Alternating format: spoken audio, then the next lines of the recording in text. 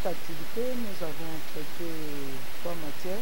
Avant tout, on a fait l'analyse du contexte en général. Deuxièmement, on a parlé du travail, les conditions de travail de la femme défenseur des droits humains.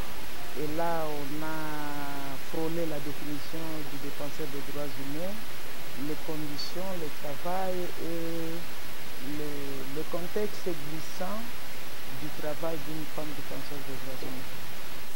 Bon, nos attentes est que nous puissions susciter l'implication des autorités locales à l'implication à la sécurité ou la protection des DDH et de leur identité. Et deuxièmement, c'est de renforcer la collaboration entre les autorités et les DDH afin de la protection des DDH.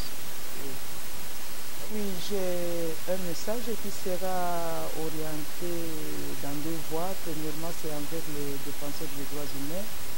Nous devons reconnaître, je m'adresse aux défenseurs des droits humains, qu'effectivement nous faisons un travail noble et dans un contexte glissant, mais nous devons reconnaître qu'un défenseur des droits humains, c'est quelqu'un qui fait la promotion des droits de l'homme, qui fait la défense des droits de l'homme, mais dans un climat de non-violence.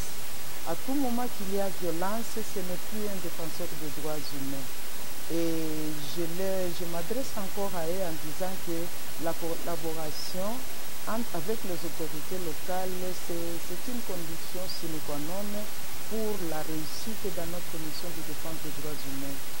Et aux femmes défenseurs des droits humains, je leur dis que je les encourage d'abord et je leur dis que le travail des défenseurs pour une femme c'est toujours glissant parce qu'il y a les paramètres culturels et communautaires qui ne nous favorisent pas, mais nous devons tenir bon.